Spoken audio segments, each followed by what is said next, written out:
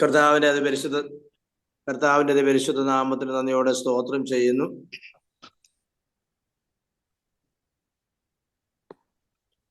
ഒരു പ്രാവശ്യം കൂടെ വേൾഡ് ക്രിസ്ത്യൻ പ്രയർ ലൈനിൽ നിങ്ങളോട് ചേർന്നായിരിക്കാൻ, വചനവുമായി നിൽക്കുവാൻ കർത്താവ് തന്ന അവസരത്തിനായി സ്തോത്രം ചെയ്യുന്നു, നന്ദി പറയുന്നു. എന്നെ ഓർത്ത് പ്രാർത്ഥിക്കുന്ന, ഞങ്ങളെ ഓർത്ത് പ്രാർത്ഥിക്കുന്ന നിങ്ങൾക്ക് എല്ലാവർക്കും സുവിശേഷത്തിൽ നന്ദി പറയുന്നു. സമയത്തിന്റെ പരിധി കൊണ്ട് ഞാൻ മറ്റു കാര്യങ്ങളിലേക്ക് പോകുന്നില്ലെങ്കിലും ഞാൻ ഇവിടെ ഇപ്പോൾ സ്തോത്രം കഴിവുള്ളിടത്തോളം സമയം കർത്താവിന്റെ പേരിൽ പരസ്യയോഗത്തിനായിട്ടും ട്രാക്ട് കൊടുക്കുന്നതിനായിട്ടും വ്യക്തിപരമായ സുവിശേഷീകരണത്തിനായിട്ടും ഒക്കെ ചെലവഴിച്ചുകൊണ്ടിരിക്കുന്നു. അപ്പോൾ തന്നെ ഇവിടെ ഞങ്ങൾ അസംബ്ലി സ്കൂൾ ചർച്ചോട് ചേർന്നാണ് പോകുന്നത്. അവിടെയുള്ള ശുശ്രൂഷകളിൽ പങ്കാളിത്തം വഹിച്ചുകൊണ്ടിരിക്കുന്നു.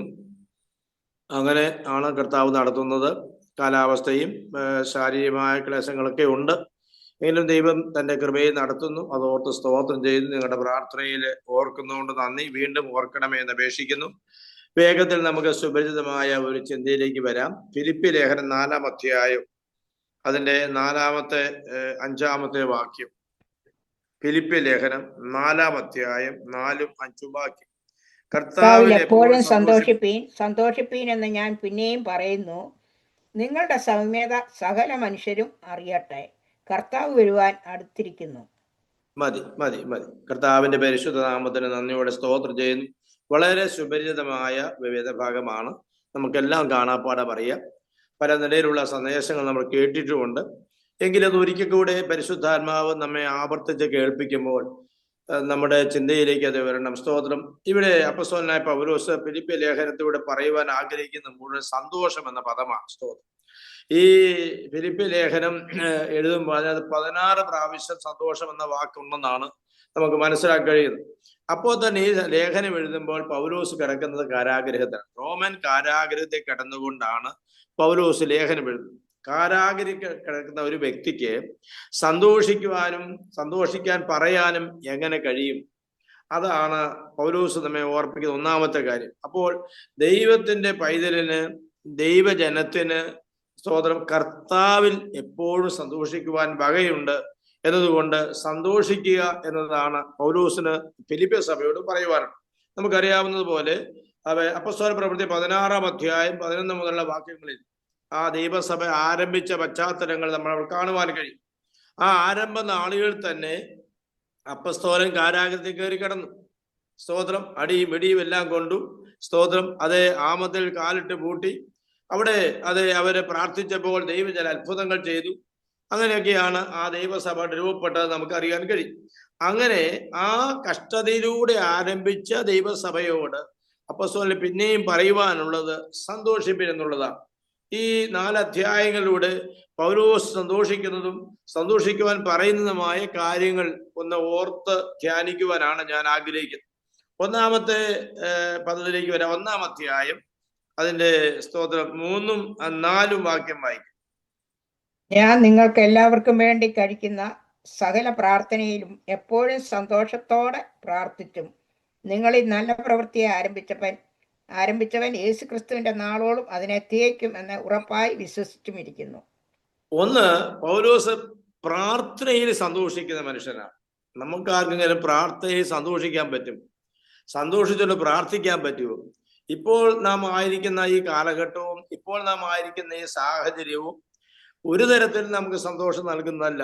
നമ്മൾ ഓരോ ദിവസവും പറയുന്ന സാക്ഷ്യങ്ങൾ, നാം ഓരോ ദിവസവും കേൾക്കുന്ന വാർത്തകൾ, ഇതൊന്നും സന്തോഷിക്കുവാൻ വകയുള്ളതേ അല്ല. പക്ഷേ അപ്പോസ്തലൻ കാരാഗ്രഹത്തിൽ കിടന്നുകൊണ്ട് പറയുന്നതും ഞാൻ എന്ത് ചെയ്യുന്നു? സന്തോഷത്തോടെ പ്രാർത്ഥിക്കുന്നു.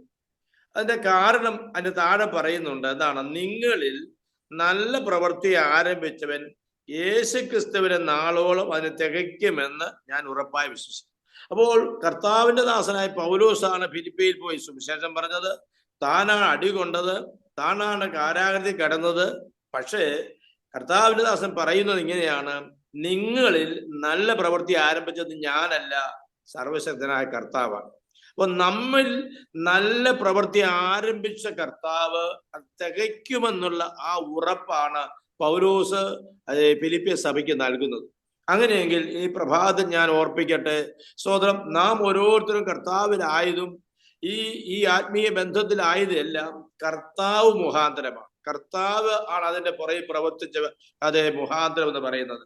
അപ്പോൾ തന്നെ മാനുഷികമായി പല ഘടകങ്ങളും പാലകമായ പല വ്യക്തികളും അതിനുണ്ടാകാം. എന്നാൽ നമ്മെ ഈ രക്ഷയിലേക്ക്, നമ്മെ ഈ പ്രത്യാശയിലേക്ക്, നമ്മെ ഈ നിത്യ ദർശനത്തിലേക്ക് നടത്തിയത് കർത്താവാണ്. ആരുടെയും അതെ മാനുഷികമായ ഹേമം കൊണ്ട് ആർക്കും ഈ പ്രത്യാശ വരാൻ കഴിയുകയില്ല. അതുകൊണ്ട് പൗലോസ് പറയുന്നത്, എന്തുകൊണ്ടാണ് ഞാൻ സന്തോഷിക്കുകയും പ്രാർത്ഥനയിൽ സന്തോഷിക്കുന്നത് എന്ന് ചോദിച്ചാൽ, നിങ്ങളിൽ നല്ല പ്രവൃത്തി ആരംഭിച്ചവൻ ഞാനല്ല, സർവ്വശക്തനായ കർത്താവ്. അതുകൊണ്ട് എന്ത് ചെയ്തു? അത് ക്രിസ്തുവിന്റെ നാളോളം തികയും എന്ന് പറഞ്ഞാൽ നമുക്കറിയാം കർത്താവിന്റെ മടങ്ങി വരവാണ്. അപ്പൊ ക്രിസ്തുവിന്റെ നാളോളം അത് തികയ്ക്കുന്നത് കർത്താവാണ്, നാം ആരുമല്ല. നാം പ്രാർത്ഥിക്കണം, നാം ആരാധിക്കണം, നാം സുവിശേഷം പറയണം, നാം ദൈവവചനം ധ്യാനിക്കണം, നമ്മുടെ വിശുദ്ധ ഇതെല്ലാം നാം ചെയ്തുകൊണ്ടിരിക്കുമ്പോൾ അത് ആരംഭിച്ചത് കർത്താവാണെങ്കിൽ അത് പൂർത്തീകരിക്കുന്നതും കർത്താവാണ്.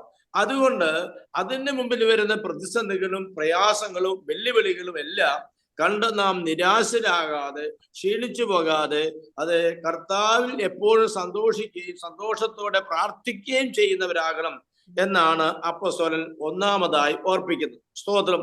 അത് തന്നെ പൗലോസും ചെയ്യാണ്. ഞാൻ സന്തോഷത്തോടെ പ്രാർത്ഥിക്കും. സ്തോത്രം. സമയത്തിന്റെ പരിധിയോട് ഞാൻ വേഗത്തിലോടി പോകുന്നു. അടുത്ത ഭാഗത്തേക്ക് വരാം. അതിന്റെ 18-ാമത്തെ വാക്യം നമുക്കൊന്ന് വായിക്കാം. 1:18. പിന്നെ എന്ത് നാട്യമായിട്ടോ പരമാർത്ഥമായിട്ടോ ഏത് വിധേയമായാലും ക്രിസ്തുവിനെയല്ലോ പ്രസംഗിക്കുന്നത്. ഇതിൽ ഞാൻ സന്തോഷിക്കുന്നു, ഇനിയും സന്തോഷിക്കും. രണ്ടാമത്തെ കാര്യം പൗലോസ് പറയുന്നത് സുവിശേഷീകരണവുമായി ബന്ധപ്പെട്ട കാര്യമാണ്. അവിടെ ഒരു ആ ഭാഗങ്ങളെല്ലാം വിശദീകരിക്കുവാൻ ആഗ്രഹമുണ്ട്, പക്ഷെ അത് ഞാൻ ആഗ്രഹിക്കുന്നില്ല, നമുക്കറിയാവുന്ന കാര്യം. അപ്പോൾ സുവിശേഷീകരണം പല നിലയിലാണ് നടക്കും, ഇന്നും നടക്കുന്നു. അപ്പൊ അതിന് മുകളിൽ പൗലോസ് പറയുന്നുണ്ട്, ചിലര് അങ്ങ് നിർബന്ധത്താൽ ചെയ്യുന്നു, ചിലര് സന്തോഷത്തോടെ ചെയ്യുന്നു. അപ്പൊ ഇന്നും സുവിശേഷീകരണം നടക്കുന്നുവെങ്കിലും അതിനകത്ത് സന്തോഷത്തോടെ ചെയ്യുന്നവരുണ്ട്, കാര്യലാഭത്തിന് വേണ്ടി ചെയ്യുന്നവരുണ്ട്, പണം മേടിക്കാൻ വേണ്ടി ചെയ്യുന്നവരുണ്ട്, ഉപജീവന മാർഗമായി ചെയ്യുന്ന, ഇങ്ങനെ പല നിലയിൽ സുവിശേഷീകരണം നടക്കുന്നു. ഇന്ന് ഞങ്ങളുടെ കേരളത്തിലും ഇതൊക്കെ നടക്കുക. അപ്പോൾ ഇങ്ങനെ പല നിലയിലും സുവിശേഷീകരണം നടക്കുമ്പോൾ തന്നെ അത് ആത്മാർത്ഥത്തോടെ അല്ലാതെ നിർബന്ധിച്ച് ചെയ്യുന്നവരുണ്ട്, സന്തോഷത്തോടെ ചെയ്യുന്നവരുണ്ട്, സ്വമനസം ചെയ്യുന്നവരുണ്ട്, ഇങ്ങനെ പല നിലയിൽ പോകുന്നുണ്ട്. എങ്കിലും പൗലോസ് പറയുന്നത് താൻ കാരാഗതി കടന്നതിനുള്ള ബന്ധത്തിൽ അത് ആ സുവിശേഷീകരണത്തിൽ അത് ചിലര് നല്ല മനസ്സോടെ ചെയ്യുന്നു, ചിലരെന്ത് ചെയ്യുന്നു? സ്തോത്രം. അത് പൗലോസിനെ കഷ്ടം വരുത്തിക്കൊണ്ട് ചെയ്യുവാൻ ആഗ്രഹിക്കുന്നു, ചിലര് നാട്യത്തോടെ ചെയ്യുവാൻ ആഗ്രഹിക്കുന്നു. പക്ഷേ ഇതെന്തായിരുന്നാലും സുവിശേഷീകരണം നടക്കുന്നു എന്നതുകൊണ്ട്, സുവിശേഷം പറയുന്നതുകൊണ്ട് ഞാൻ കർത്താവിൽ സന്തോഷിക്കും. അപ്പോൾ സുവിശേഷം അറിയിക്കുക എന്ന ആ അപ്പസ്തോലന്റെ ആ ദർശനം അതിന് മാറ്റം വരുന്നില്ല. ഇപ്പോൾ നമ്മൾ കണ്ടു പുലഞ്ചരയാൻ ഭാഷ ഓടിക്കൊണ്ടിരിക്കുക. സ്തോത്രം. അപ്പോൾ ആ ദർശനത്തിനാണ് പ്രാധാന്യം. ആ ദർശനം അനുസരിച്ച് സുവിശേഷീകരണത്തിന്റെ ആ ഗൗരവവും ആഴവും അത് മനസ്സിലാക്കുന്ന പൗലോസ് പറയുന്നത്, എങ്ങനെയായാലും ആട്ടെ ഇതിൽ ഞാൻ സന്തോഷിക്കും. എന്താണ്? നാട്യമായിട്ടോ പരമാർത്ഥമായിട്ടോ ഏത് വിധമായാലും കർത്താവിനെ അല്ലോ പ്രസംഗിക്കുന്നത്, അതിൽ ഞാൻ സന്തോഷിക്കുന്നു, ഇനി സന്തോഷിക്കും. ഇപ്പോൾ ഒന്ന് പ്രാർത്ഥനയിൽ സന്തോഷിക്കുന്ന പൗലോസ്, അല്ലെങ്കിൽ സന്തോഷത്തോടെ പ്രാർത്ഥിക്കുന്ന പൗലോസ്. രണ്ട്, സുവിശേഷീകരണത്തിന്റെ ആ മേഖലയിൽ അത് ഏത് വിധത്തിലാണേലും ഒരു വ്യക്തി സുവിശേഷത്തിന് വേണ്ടി ഇറങ്ങുകയും സുവിശേഷം പങ്കുവെക്കുകയും ചെയ്യുന്നത് എന്നത് പൗലോസിന് ഏറെ സന്തോഷം നൽകുന്ന ഒന്നാണ് എന്ന് ആണ് ആ രണ്ടാമത്തെ ഭാഗം നമ്മൾ പഠിച്ചത്. അടുത്തത് 2-ാം അധ്യായത്തിലേക്ക് നമുക്ക് വരാം. സ്തോത്രം. 2-ാം അധ്യായം അതിന്റെ സ്തോത്രം 16-ാമത്തെ വാക്യം മുതൽ വായിച്ചാണ്. 2:16. അങ്ങനെ ഞാൻ ഓടിയതും അധ്വാനിച്ചതും വെറുതെ അല്ല എന്ന് ക്രിസ്തുവിന്റെ നാളിൽ എനിക്ക് പ്രശംസ ഉണ്ടാകും. എന്നാൽ നിങ്ങളുടെ വിശ്വാസം എന്ന യാഗം അർപ്പിക്കുന്ന ശുശ്രൂഷയിൽ എന്റെ രക്തം ഒഴിക്കേണ്ടി വന്നാലും ഞാൻ സന്തോഷിക്കും. നിങ്ങളോട് മൂന്നാമത്തെ കാര്യം അപ്പോസ്തലൻ പറയാനുള്ളത് തന്റെ ശുശ്രൂഷയിലാണ് സന്തോഷിക്കുന്നത്. ഈ ശുശ്രൂഷ അത്ര സന്തോഷിക്കാവുന്ന ശുശ്രൂഷയല്ല. ഇവിടെ പൗലോസ് പറഞ്ഞതാണ്, ക്രിസ്തുവിന്റെ നാളിൽ എനിക്ക് പ്രശംസയാണ്, എന്നാൽ നിങ്ങളുടെ വിശ്വാസം എന്ന യാഗം അർപ്പിക്കുന്ന ശുശ്രൂഷയിൽ എന്റെ രക്തം ഒഴിക്കേണ്ടി വന്നാലും ഞാൻ സന്തോഷിക്കും. ആർക്ക് അങ്ങനെ സന്തോഷിക്കാൻ പറ്റും? ഏതെങ്കിലും വിധത്തിൽ ഒഴിയാനല്ല നാം എല്ലാം ശ്രമിക്കുന്നു. സ്തോത്രം. പക്ഷേ അപ്പോസ്തലന് പറയുവാനുള്ളത്, ഫിലിപ്പ്യ സഭയുടെ വിശ്വാസത്തിന്റെ നിലനിൽപ്പിന് വേണ്ടി താൻ അത് രക്തസാക്ഷി ആകേണ്ടി വന്നാലും താൻ സന്തോഷിക്കുമെന്നാണ്. കാരണം താൻ രക്തസാക്ഷിയായിട്ടാണ് മരിച്ചത് നമുക്കറിയാം. അപ്പോൾ ഫിലിപ്പിയ സഭയുടെ നിലനിൽപ്പ്, ഫിലിപ്പിയ സഭയുടെ ഉറപ്പിന് വേണ്ടി താൻ തന്റെ ശുശ്രൂഷയിൽ സന്തോഷിക്കുന്നു. എന്തുകൊണ്ടാണ് സന്തോഷിക്കുന്നത്? 16-ാമത്തെ വാക്യം ഒന്നുകൂടെ നമുക്ക് വായിക്കാം. അങ്ങനെ ഞാൻ ഓടിയതും അധ്വാനിച്ചതും വൃഥായായില്ല എന്ന് ക്രിസ്തുവിന്റെ നാളിൽ, വീണ്ടും ക്രിസ്തുവിന്റെ നാൾ കണ്ടോ, എനിക്ക് പ്രശംസ ഉണ്ടാകും. അപ്പൊ ക്രിസ്തുവിന്റെ നാൾ എന്നൊരു നാൾ നമ്മുടെ മുമ്പിലുണ്ട്. അതിനെ വിശദീകരിക്കുന്നില്ല ഞാൻ. ആ നാളിൽ എന്തുണ്ട്? ചിലർക്ക് പ്രശംസ കിട്ടും, ചിലർ ലജ്ജിതരായിത്തീരും. അതുകൊണ്ട് പൗലോസിനിവിടെ പറയുവാനുള്ളത്, എന്തുകൊണ്ടാണ് ഞാൻ ഇവിടെ സന്തോഷിക്കുന്നത്? ഒരു നിലയിലും മാനുഷികമായി സന്തോഷിക്കാൻ കഴിയുന്ന കാര്യമല്ല. ഞാൻ രക്തസാക്ഷി ആകേണ്ടി വരുന്ന അവസ്ഥ എന്റെ ജീവിതത്തിലുണ്ട്.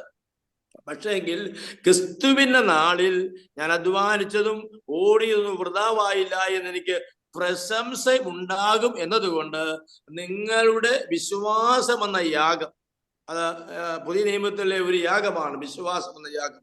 പഴയ നിയമത്തിലും യാഗമുണ്ട്, പഴയ നിയമത്തിന് പെരുന്നാളുണ്ട്. പഴയ നിയമത്തിന് പെരുന്നാൾ കൊടുത്തത് എന്താണ്? ദൈവജനം സന്തോഷിക്കാനാണ്. ഞാൻ ആ ഭാഗം ഒന്നും എടുത്തു പറയാൻ മനഃപൂർവ്വം സമയം കണ്ടെത്താഞ്ഞത്, അതിനുള്ള സമയമല്ലല്ലോ. അപ്പോൾ പഴയ നിയമത്തിൽ ഇസ്രായേലിനോട് പറഞ്ഞിരുന്നതും എന്താണ്? സന്തോഷിക്കണമെന്നുള്ളതായിരുന്നു. അപ്പൊ കർത്താവ്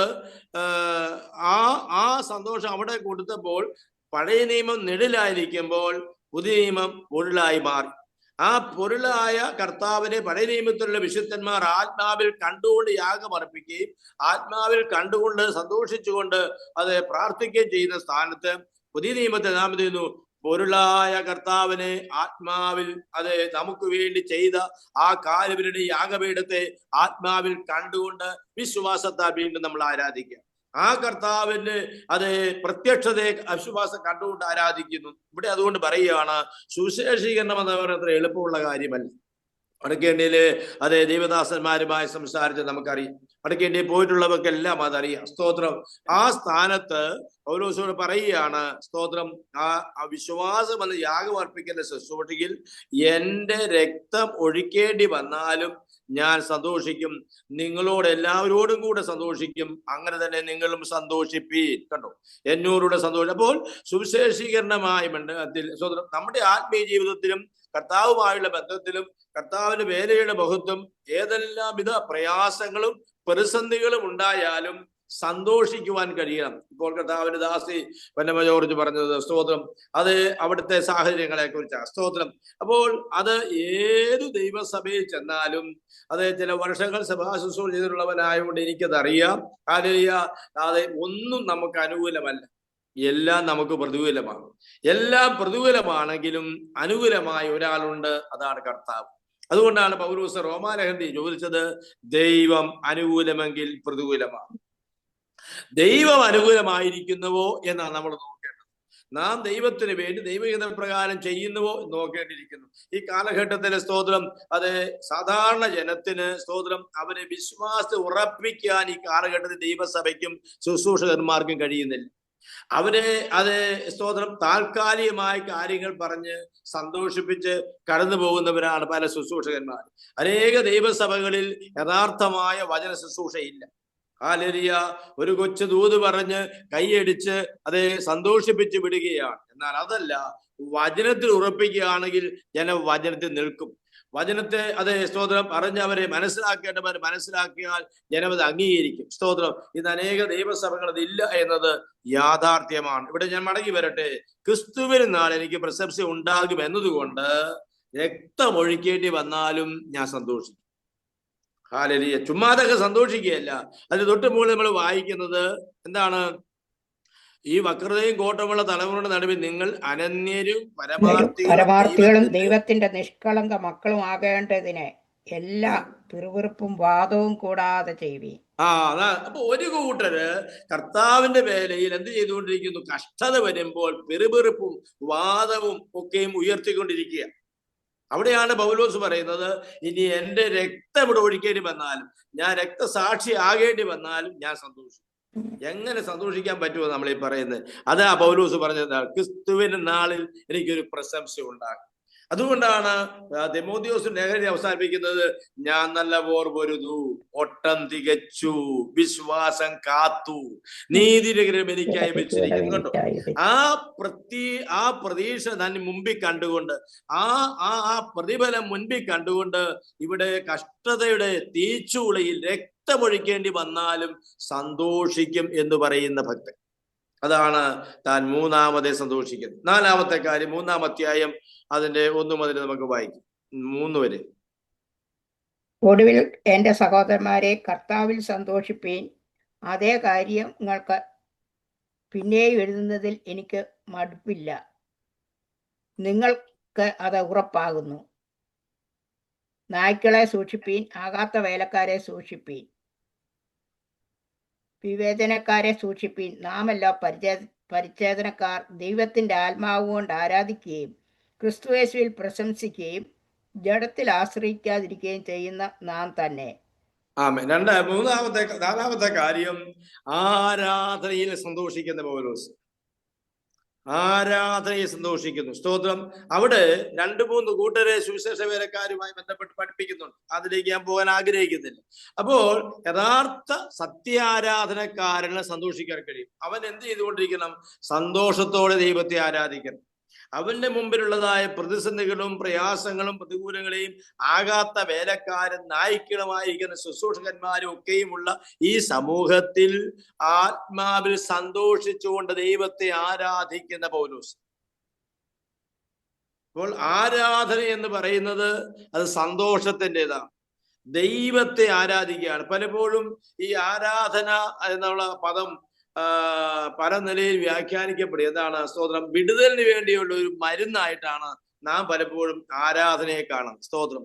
ആരാധന ദൈവത്തിന് കൊടുക്കേണ്ട അതേ സ്തോത്രം ബഹുമാനമാണ്, ദൈവത്തിന് കൊടുക്കേണ്ട മഹത്വമാണ് ആരാധന.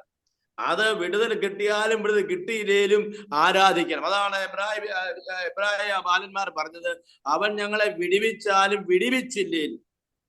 വിടിവിപ്പാൻ കഴിവുള്ള ദൈവമാണ്. പക്ഷെ വിടിവിച്ചാലും വിടിവിച്ചില്ലേലും ഈ കാര്യത്തിൽ രാജാവിന്റെ കൽപ്പന ഞങ്ങൾ അനുസരിക്കുകയില്ല. രാജാവ് നിർത്തിയ വിഗ്രഹത്തെ സേവിക്കുകയില്ല. പിന്നെ ആരെ സേവിക്കും? ഞങ്ങളെ രക്ഷിച്ച, ഞങ്ങളെ വീണ്ടെടുത്ത, ഞങ്ങൾക്ക് നിത്യപ്രത്യാശ നൽകിയ ഈ കർത്താവിനെ മാത്രമേ ഞങ്ങൾ ആരാധിക്കൂ. അവിടെ അവരുടെ രക്തം ഒഴിയേണ്ടി വന്നു, തീയിൽ ഇറങ്ങേണ്ടി വന്നു.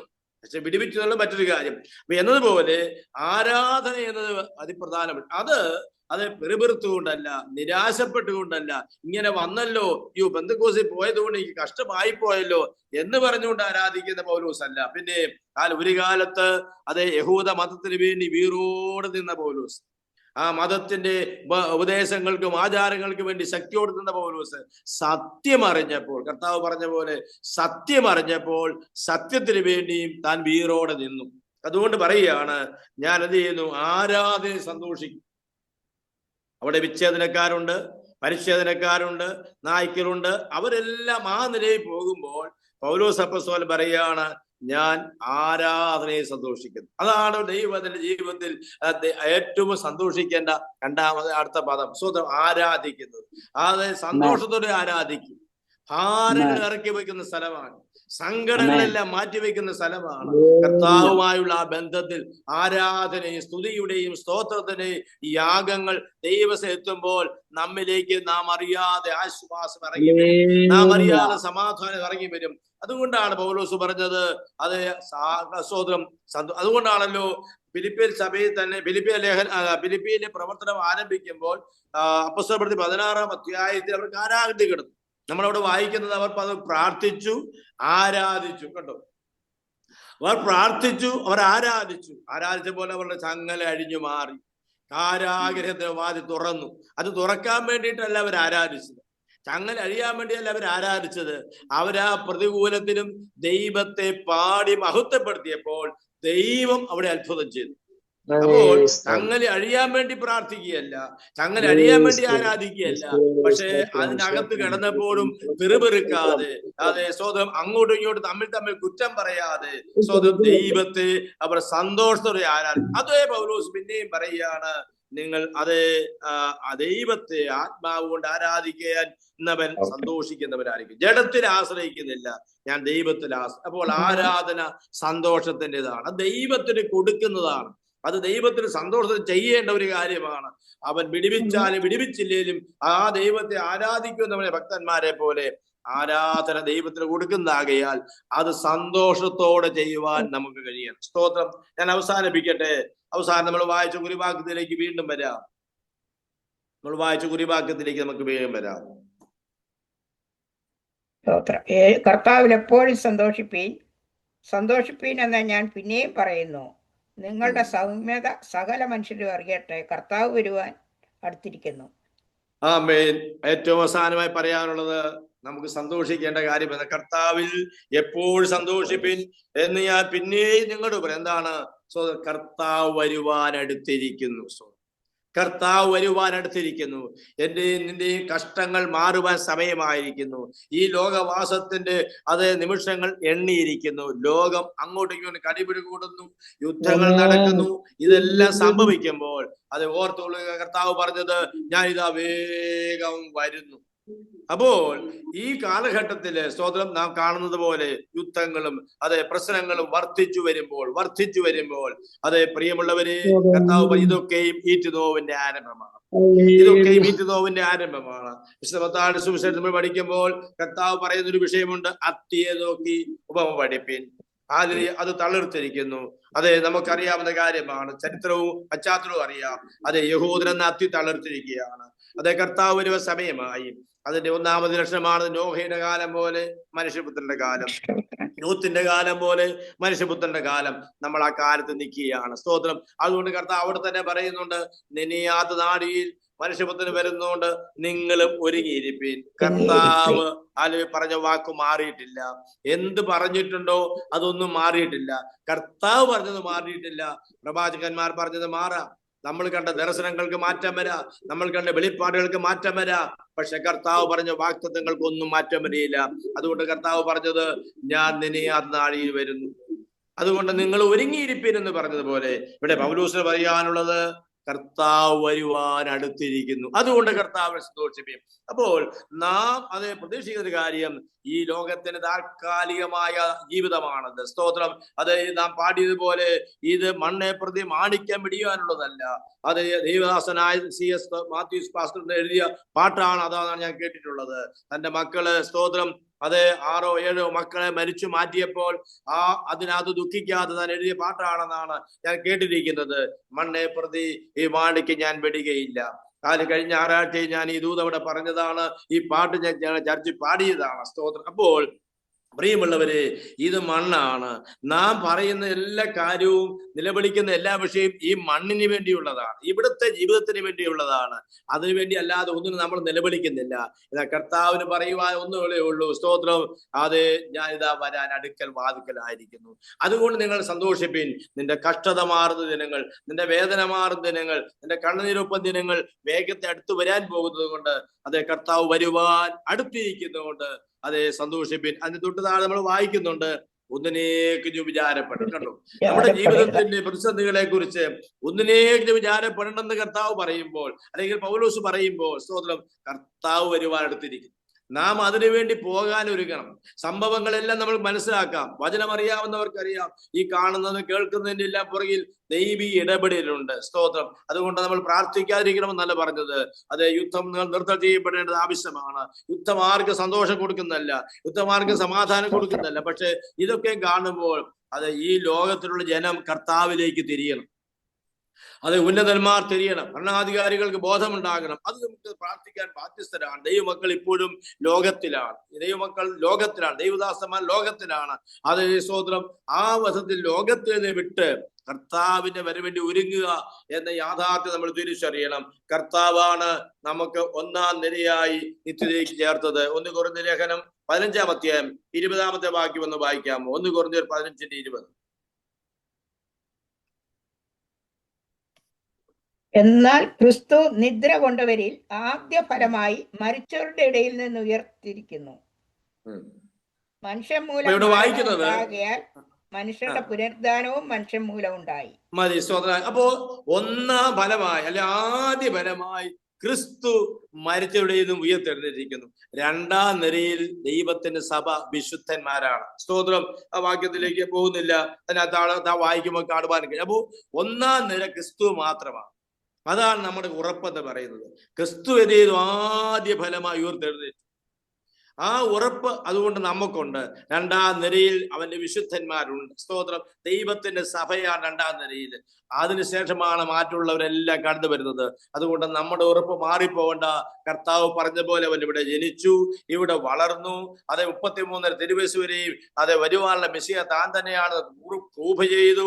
ഇവന് കുറ്റമില്ല, ഇവന് കുറ്റമില്ല എന്ന് അതെ ലോക കോടതി സാക്ഷി പറഞ്ഞു. എങ്കിലും ക്രൂശിക്ക എന്ന് പറഞ്ഞ് അല്ലെ യഹൂദന്മാർ അവനെ ഏൽപ്പിച്ചു കൊടുത്തു. അത് നമ്മുടെ കൂടി ആവശ്യമായത്, അല്ലെ നമ്മെ കൂടി രക്ഷിക്കാൻ വേണ്ടിയാണ്. യഹൂദൻ അങ്ങനെ പറഞ്ഞുകൊണ്ടാണ് നമുക്ക് പറയാൻ ഒക്കെയില്ല. ദൈവീയ കാര്യപരിപാടിയാണ്. അതുകൊണ്ട് കർത്താവ് പറഞ്ഞു, പിതാവേ സകലതും പൂർത്തിയായി. പിതാവേ സകലതും പൂർത്തിയായി. എന്തെല്ലാം നമുക്ക് വേണ്ടി കൊടുക്കണമോ, നമുക്ക് വേണ്ടി ചെയ്യണമോ, അതെല്ലാം ചെയ്തവൻ ഉയർത്തെഴുന്നേറ്റ് ആദ്യഫലമായി ഒന്നാം നിരയിൽ നിൽക്കുന്നു. രണ്ടാം നിര വിശുദ്ധന്മാരായ ദൈവത്തിന്റെ സഭയാണ്. ആ സഭയെ ചേർക്കുവാൻ അരിമനാഥൻ മടങ്ങി വരുവാൻ സമയമായി. കർത്താവ് അടുത്തിരിക്കുന്നു. നിങ്ങളുടെ സൗമ്യത സകല മനുഷ്യരും അറിയട്ടെ എന്നാണ് പൗലോസ് പറയുന്നത്. അതുകൊണ്ട് കർത്താവിൽ സന്തോഷിപ്പിൻ പിന്നെ ഞാൻ നിങ്ങളോട് പറയുന്നു. ഇന്ന് പകൽക്കാലം ഞാൻ വാക്കുകൾക്ക് വിരാമം കുറിക്കട്ടെ. അവസരം കൊടുക്കുന്ന ദൈവദാസന്മാരുടെ നന്ദി പറയുന്നു. ഒന്ന്, പ്രാർത്ഥനയിൽ സന്തോഷിക്കുന്നതായ പൗലോസ്. രണ്ട്, സുവിശേഷീകരണത്തിൽ സന്തോഷിക്കുന്ന പൗലോസ്. മൂന്ന്, തന്റെ ശുശ്രൂഷയിൽ രക്തം ഒഴിക്കേണ്ടി വന്നാലും സന്തോഷിക്കുന്ന പൗലോസ്. നാല്, സ്തോത്രം, ആരാധനയിൽ സന്തോഷിക്കുന്ന പൗലോസ്. അഞ്ച്, സ്തോത്രം, കർത്താവിന്റെ വരവിന് വേണ്ടി ഒരുങ്ങുന്ന അല്ലെ വരവിനെ ഓർത്തുകൊണ്ട് സന്തോഷിക്കുന്ന പൗലോസ് നമ്മോട് ഓർപ്പിക്കുന്നത് ഇതെല്ലാം സന്തോഷം. എന്താ കാര്യം? ഒന്നാമത്തെ ഭാഗം നമ്മൾ വായിച്ചു. നിങ്ങളിൽ നല്ല പ്രവൃത്തി ആരംഭിച്ചവൻ ക്രിസ്തുവിനെ നാളോളം തികയ്ക്കും. നമ്മൾ ആരംഭിച്ചു അല്ല, കർത്താവ് ആരംഭിച്ചു, നമ്മളിലൂടെ ആരംഭിച്ചു. പൗലോസ് വേറൊരു ഭാഗത്ത് പറയുന്നുണ്ട്, ഞാൻ നട്ടു, അപ്പല്ലോസ് നനച്ചു, ദൈവമത്രേ വളരുമാറാക്കുന്നത്. പ്രിയമുള്ളവരെ, നാം ചെയ്യുന്ന എല്ലാ ശുശ്രൂഷയും കർത്താവിന് വേണ്ടി കർത്താവ് നമ്മെ ഏൽപ്പിച്ചത് കൊണ്ടാണ്. ഞാൻ സാധാരണ പറയാറുള്ളതല്ല. എനിക്കൊരു മെസ്സേജ് ഒരിക്കൽ കിട്ടിയപ്പോൾ ഇങ്ങനെയാണ്. അത് ഇസ്രായേൽ ജനത്തോട് ബന്ധത്തിൽ പറയുമ്പോൾ യോശുവയോട് പറയുന്ന കാര്യമുണ്ട്. എന്റെ ദാസനായ മോശ മരിച്ചു എന്ന് പറയുമ്പോൾ നമുക്ക് പെട്ടെന്ന് മനസ്സിലാകുന്നില്ല. പക്ഷെങ്കിൽ ദൈവം എന്നോട് ഇടപെട്ടൊരു വിധം അറിയാമോ? അത് കർത്താവിന്റെ ദാസനായ മോശയിലൂടെയാണ് ഇസ്രായേൽ മക്കളുടെ ശുശ്രൂഷ അവരെ പുറപ്പാട് വെച്ചത്. എന്നാൽ ആ മോശ മരിച്ചു, പക്ഷെ കർത്താവിന്റെ പദ്ധതി മരിച്ചില്ല. ഇസ്രായേൽ മക്കളുടെ വാഗ്ദത്തം മരിച്ചില്ല. മോശ മരിക്കുമ്പോൾ ഇസ്രായേൽ മക്കൾ വാഗ്ദദേശത്ത് എത്തിയില്ല. പക്ഷേ അവിടെ പറഞ്ഞതാണ്, മോശ മരിച്ചാൽ അടുത്ത ഒരാളെ എഴുന്നേൽപ്പിക്കുന്നത് ദൈവമാണ്. മോശ മരിച്ചു, ഞാൻ മരിച്ചില്ലെന്ന് അതിന്റെ അർത്ഥം. അല്ലെങ്കിൽ വാഗ്ദത്തം മരിച്ചില്ലെന്ന് അതിന്റെ അർത്ഥം. ദൈവവചനമേ, വാഗ്ദത്തങ്ങൾ മരിച്ചിട്ടില്ല, വാഗ്ദത്തം ചെയ്തവൻ മരിച്ചിട്ടില്ല. അത് നിവർത്തിക്കുവാൻ കർത്താവ് വിശ്വസിച്ച അതോട് പറയുകയാണ്, നിങ്ങളിൽ നല്ല പ്രവൃത്തി ആരംഭിച്ചവൻ ക്രിസ്തുവിനെ നാളോളം അത് തികയ്ക്കുമെന്ന് ഉറച്ചിരിക്കുന്നു. അതുകൊണ്ട് ഞാൻ നിങ്ങളെ ഓർത്ത് സന്തോഷത്തോടെ പ്രാർത്ഥിക്കുന്ന അപ്പോസ്തലൻ പറഞ്ഞു. അത് തന്നെയാണ് വീണ്ടും നമ്മൾ ആവർത്തിച്ച് കേട്ടത്. സുവിശേഷീകരണത്തിൽ സന്തോഷിക്കുന്ന, ആരാധനയിൽ സന്തോഷിക്കുന്ന, ശുശ്രൂഷയിൽ സന്തോഷിക്കുന്ന, ഹല്ലേലൂയ സ്തോത്രം, വരവിൽ സന്തോഷിക്കുന്ന ആ നല്ല അപ്പോസ്തലനെ പോലെ നമുക്കും സന്തോഷിക്കുവാൻ ഇടയായിത്തീരട്ടെ. ഈ സംഭവവികാസങ്ങളെല്ലാം അത് വരവിനെ ഓർപ്പിച്ചുണർത്തുമ്പോൾ നാം നമ്മുടെ വിശുദ്ധി തികച്ചുകൊണ്ട് മുൻപോട്ട് പോകുവാൻ, സന്തോഷത്തോടെ മുൻപോട്ട് പോകുവാൻ, കണ്ണുനീര് മാറുന്ന നാളിനെ കണ്ടുകൊണ്ട് മുന്നോട്ട് പോകുവാൻ നമ്മെ തന്നെ സമർപ്പിക്കാം. ഈ വചനങ്ങൾ നമുക്ക് ഏവർക്കും ഒരുപോലെ അനുഗ്രഹത്തിന് കാരണമായി തീരട്ടെ എന്ന് പ്രാർത്ഥിച്ചുകൊണ്ട് ഞാൻ എൻ്റെ വാക്കുകൾക്ക് വിരാമം കുറിക്കുന്നു.